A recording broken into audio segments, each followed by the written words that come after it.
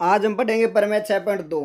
तो प्रमेय 6.2 क्या कहता है? प्रमेय 6.2 कहता है यदि एक रेखा किसी त्रिभुज की दो भुजाओं को एक ही अनुपात में विभाजित करे तो वह तीसरी भुजा के समांतर होती है। और इसको क्या बोलते हैं? इसको प्रमेय 1.6 का विलोम भी बोलते हैं। क्या बोलते हैं? इसको प्रमेय 6.1 का विलोम भी बोलते हैं। क्यों बोलते हैं? क्योंकि प्रमेय 6.1 क्या था? ये प्रमेय 6.1 का उल्टा है, इसलिए उल्टे को क्या बोलते हैं? विलोम ही बोलते हैं। तो इसको प्रमेय 6.1 का विलोम बोलते हैं। क्योंकि प्रमेय 6.1 क्या था? प्रमेय 6.1 था यदि किसी त्रिभुज की एक भुजा, यानी मान लेते हैं ये डी ई, यदि ये एक भुजा अन्य दो भुजाओं को भिन्न भिन्न बिंदुओं पर प्रतिच्छेद करने के लिए एक रेखा खींच जाए, मतलब इसके समांतर डी ई अगर बी सी के समांतर खींची जाए तो ये अन्य दो भुजाओं को एक ही अनुपात में विभाजित करता है। यही पढ़ा था, यानी इसमें पढ़ा था प्रमेय 6.1 में क्या पढ़ा था? जैसे डी एक भुजा है जो बी ई के समांतर है, यानी डी ई समांतर है किसके? बी सी के। यही था। तो और ये क्या करती है? ये इन दोनों को बराबर, यानी जितना ये बट्टा ये बराबर होगा ये बट्टा ये, यानी प्रमेय 6.1 में क्या पढ़ा था? इसमें सिद्ध किया था एक बट्टा ए डी बट्टा डी बी बराबर क्या होता है? ए ई बट्टा सी ई। ये मैंने पिछली वीडियो में अच्छे से समझाया था। अगर आपको प्रमेय 6.1 आता है तो अच्छी बात है, और नहीं आता है तो पिछला वीडियो देख सकते हो आप, उसमें अच्छे से समझाया हुआ है कि प्रमेय 6.1 क्या होता है। ठीक है। तो इसमें क्या बताया था कि अगर ये भुजा मान लो डी इसके समांतर है ना, तो ये इन दोनों को, यानी ए बी और ए सी को दो बराबर भागों में समान अनुपात में विभाजित करती है। बराबर भागों में एक ही अनुपात में, मतलब जितना ए डी बट्टा डी बी होगा ना, उतना ही ये बट्टा ये होगा, एक अनुपात में विभाजित करता है। ठीक है। और 6.2 प्रमेय क्या है? 6.2 प्रमेय कहता है यदि एक रेखा किसी त्रिभुज की दो भुजाओं को एक अनुपात में विभाजित करे तो वह तीसरी भुजा के समांतर होती है। यानी इसका उल्टा हो गया, तो ये अपन को सिद्ध करना है। ठीक है। तो मैं क्या करता हूँ, एक त्रिभुज बना लेता हूँ। जैसे ये एक त्रिभुज बना लेते हैं, ये मान लेते हैं एक त्रिभुज। ठीक है। अब इसको क्या करना है? सिद्ध करना है। तो इसके लिए मैं क्या करूँगा, इसमें नाम दे देता हूँ, जैसे इनका नाम दे देता हूँ। एक रेखा बना लेता हूँ पहले, इसके समांतर एक मान लेते हैं, ये रेखा खींच लेते हैं और इसका नाम दे देते हैं, इसको ए दे देते हैं, ये बी सी और डी और ई। नाम कुछ भी दे सकते हो आप नीचे से, पर मैं ए बी सी डी मान रहा हूँ। अब मुझे क्या करना है? मुझे ये दिया हुआ है कि एक भुजा ये बराबर भागों में, यानी दिया हुआ क्या है? सबसे पहले मैं लिखूंगा दिया है। दिया हुआ क्या है? दिया है ए डी बट्टा डी बी, यानी ए डी बट्टा डी बी बराबर ए ई बट्टा सी। ये मुझे दिया हुआ है और इसको मैं समीकरण 1 दे लेता हूँ। यही दिया है ना, ये देख लो क्या दिया है। यदि एक रेखा किसी त्रिभुज की दो भुजाओं को एक ही अनुपात में विभाजित करे तो तीसरी भुजा के समांतर होती है। और ये एक ही अनुपात में विभाजित कर रही है, तभी तो ये होगा। एक अनुपात का मतलब क्या है? ए डी बट्टा डी बी और ए ई बट्टा ई सी। तो मैंने यही लिखा है, मैंने इसको दे दी समीकरण 1। अब मुझे क्या करना है? अब मैं सबसे पहले क्या करूंगा? अब इसको सिद्ध करना है, तो मैं मान लेता हूं, मानना डी ई बी सी के समांतर नहीं है। क्या नहीं है? समांतर नहीं है। ठीक है। मैंने मान लिया ये समांतर नहीं है। जैसे पहली प्रश्नावली में अपन सिद्ध करते थे तो उसको उल्टा मानते थे, ठीक है। ऐसे इसमें क्या कर लेंगे? मानना डी बी सी के समांतर नहीं है। और मैं क्या लूंगा? मैं डी एफ बी सी के समांतर ले लेता हूं। यानी क्या ले लेता हूं? मानना डी एफ समांतर है बी सी, या माना नहीं, इसको समांतर ले लेते हैं, यानी इसको हटा देते। मैं क्या ले लेता हूँ? मैं लिखता हूँ, मतलब डी एफ समांतर है बी सी। एक रेखा लेता हूँ। ठीक है। एक रेखा ले लेते हैं, यानी क्या लेऊंगा मैं? ये डी एफ मान लेता हूँ, यहाँ पे ऐसे मान लेता हूँ, इसको दे देता हूँ एफ। ठीक है। और ये क्या है? एक समांतर मान लेता हूँ। अगर ये मान लो समांतर है, अगर ये समांतर हुई तो क्या होगी? प्रमेय 6.1 से, यानी यहाँ पे त्रिभुज बनाता हूँ। जैसे ये त्रिभुज है, मैंने यही बनाया। ठीक है। यानी ये वाली त्रिभुज मान लेता हूँ मैं।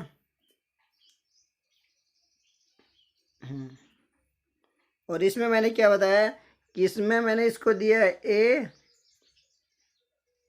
इसको ए दिया है, इसको बी, इसको सी, डी और ई, ये तो बनाया था।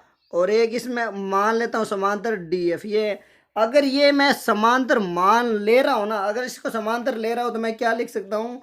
प्रमेय 6.1 से ए डी, यानी ए डी बट्टा डी बी बराबर क्या होगा, अगर ये समांतर है तो प्रमेय 6.1 क्या बोलता है, अगर कोई समांतर रेखा किसी मतलब एक भुजा के समांतर बनाए तो ये भुजा और ये दोनों क्या एक ही अनुपात में होगी ना, यानी मैं लिख सकता हूँ ए एफ बट्टा एफ सी, और इसको दे देता हूँ समीकरण नंबर 2। क्यों इसको लिख देते हैं प्रमेय 6.1 से, किससे, प्रमेय 6.1 से, ये बात ध्यान रखना, मैं इसको प्रमेय 6.1 से ले रहा हूँ। ठीक है, अब देख लो, अब समीकरण 1 2 से क्या करूँगा मैं, समीकरण 1 व समीकरण 2 से, समीकरण 1 में क्या है, समीकरण 1 और 2 देखते हैं, इधर देखो क्या है, समीकरण 1 और 2 से तो समीकरण 1 कौन सी थी, समीकरण 1 थी मेरी ये ए डी बटा डी बी, और इसमें भी क्या है, दो में भी ए डी बटा डी बी, यानी दोनों साइड एल एच एस में क्या सेम है, यानी अगर एल एच एस में समान है ना तो आर एच एस भी क्या होगा, आर एच एस भी सेम ही होगा, हाँ हमेशा, अगर एल एच एस समान है तो आर एच एस भी क्या होगा, समान ही होगा, दोनों क्या होंगे, समान होंगे, ये बात ध्यान रखना।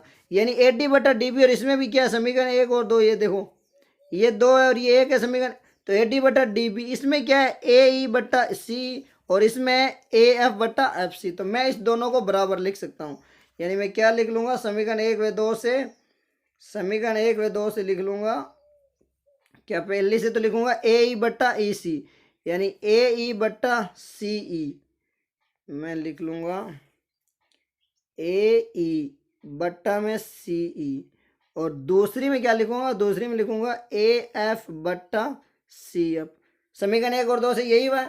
अब क्या करूंगा, दोनों तरफ एक जोड़ने पर क्या लिखूंगा मैं, दोनों तरफ एक जोड़ने पर, दोनों तरफ एक जोड़ने पर, क्योंकि दोनों तरफ एक मतलब कुछ भी अपन सामान जोड़ सकते हैं, घटा सकते हैं, गुणा कर सकते हैं, भाग कर सकते हैं, पर दोनों तरफ होना चाहिए, यानी मैं लिखता हूँ ए ई बट्टा सी ई प्लस में 1 बराबर ए एफ बट्टा सी एफ प्लस में 1। ठीक है, अब देखो इसके नीचे कुछ भी नहीं, यहाँ 1 के नीचे कुछ भी नहीं, तो मैं एल 1 मान सकता हूँ, और यहाँ भी कुछ नहीं है तो बट्टा में 1 लिखो, कोई फर्क नहीं पड़ता।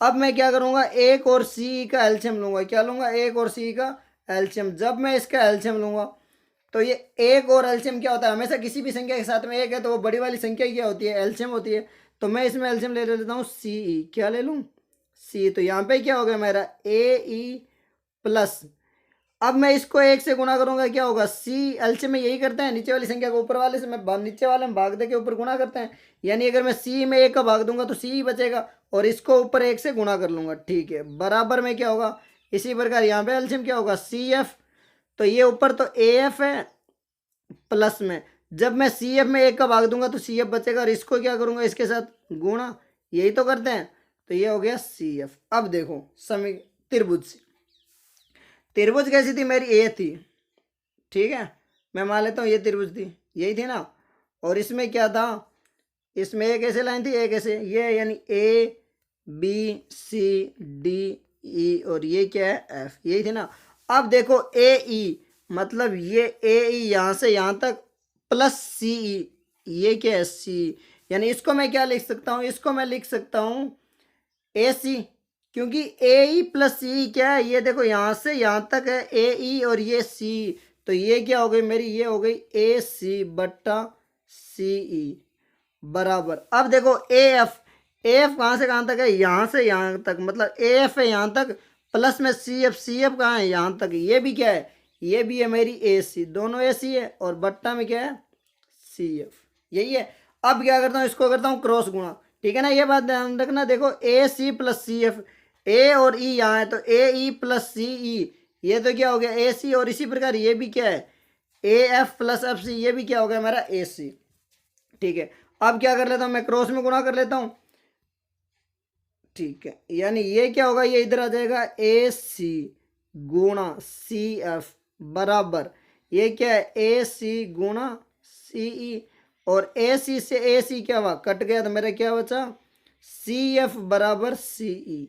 ठीक है, अब देखो सी एफ बराबर क्या आ रहा है सी ई, सी एफ, यानी इसमें क्या बता रहा है, इससे क्या हो रहा है, ये वाला, मतलब अगर मैं दोबारा त्रिभुज बना के बताऊँ तुम्हें, तो ये देखो क्या है, ये है जैसे यहाँ पे, ठीक है, और यहाँ पे दिया है मैंने डी ई, और ये ए, ये बी, ये सी, ठीक है, और यहाँ पे क्या था, यहाँ पे था एफ। ठीक है, अब देखो ये क्या हो रहा है, अगर ये दोनों यानी इस त्रिभुज में देखें तो एफ यहाँ पे है, कहाँ पे है? अब तो ये देखो यहाँ पे यानी ये और ई है यहाँ, तो ये दोनों सी एफ बट्टा सी बराबर कभी भी नहीं हो सकते। ये सिर्फ तभी हो सकते हैं जब क्या हो, ये दोनों एक ही बिंदु हो। यानी मैं क्या लिख सकता हूँ, मैं ये लिख सकता हूँ कि सी एफ, क्या लिख सकता हूँ, तो देखो मैं लिख सकता हूँ कि सी एफ बराबर सी ई, ये तभी संभव है, मतलब सी एफ बराबर सी एफ ये तभी संभव है, ये केवल तभी संभव है जब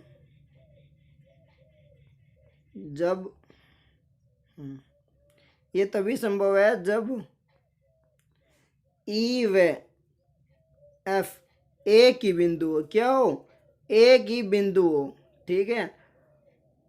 और अगर ई व एफ एक ही बिंदु है, ठीक है, ये तभी संभव है जब ई और एफ एक ही बिंदु हो। क्या हो? एक ही बिंदु।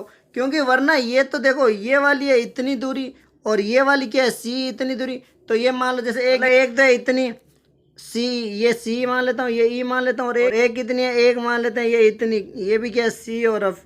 और ये तभी संभव है जब दोनों क्या एक बिंदु है। और अगर ये दोनों एक बिंदु है ना, मतलब ये कब हो सकता है, जब ई कहाँ आ जाए, ये एफ यहाँ पे कहाँ पे आ जाए, ये एफ भी मेरा यहाँ पे, ठीक है। और अगर एफ यहाँ पे है तो ए और ई क्या हुआ, एक ही बिंदु। और अगर एक ही बिंदु है ना, तो मैंने क्या माना था कि डी एफ समांतर, मैंने यही लिया था, मैंने डी एफ को ए बी सी के समांतर लिया। अगर ये एक ही बिंदु है, यानी यदि ये एक ही बिंदु है तो क्या होगा, यदि ई व एफ एक ही बिंदु है तो क्या होगा, डी ई समांतर होगा बी सी। क्यों होगा? क्योंकि डी एफ समांतर बी सी मैंने लिया था ना, अपन ने लिया था। और अगर ये समांतर है तो ये भी क्या होगी, समांतर होगी। तो इससे क्या सिद्ध हुआ है, इससे ये सिद्ध हो गया, बस यहीं पे लास्ट में क्या लिखना है कि डी ई समांतर है बी सी, और यही सिद्ध है, हैंस प्रूव।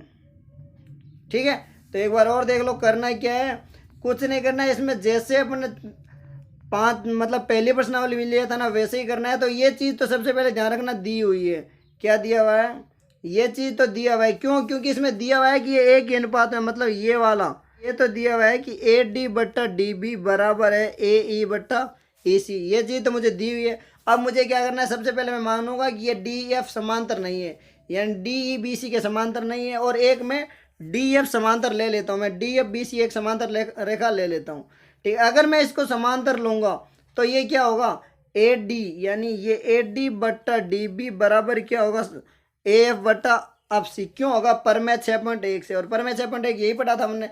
परमेय 6.1 में क्या था कि यदि कोई त्रिभुज की, किसी भी त्रिभुज की एक भुजा के समांतर, जैसे मान लो ये एक त्रिभुज है, अगर किसी भी भुजा के इसके समांतर या फिर इसके समांतर अगर मैं रेखा खींचूँ तो ये बट्टा ये दोनों क्या होती है, एक अनुपात में होती है, मतलब इसमें इसका भाग दूंगा, जितना आएगा उतना इसका इसमें भाग देने पर आएगा। तो मैंने इससे ये ले लिया।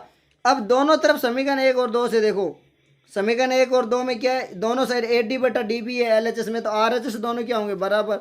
और आर एच एस में मेरा क्या आ गया, आर एच एस में आ गया ए ई बट्टा सी बराबर ए एफ बट्टा सी एफ। अब मैं क्या करूँगा, दोनों तरफ एक जोड़ रहा हूँ, क्योंकि दोनों तरफ कुछ भी समान संख्या से आप भाग गुणा जोड़ बाकी कर सकते हैं।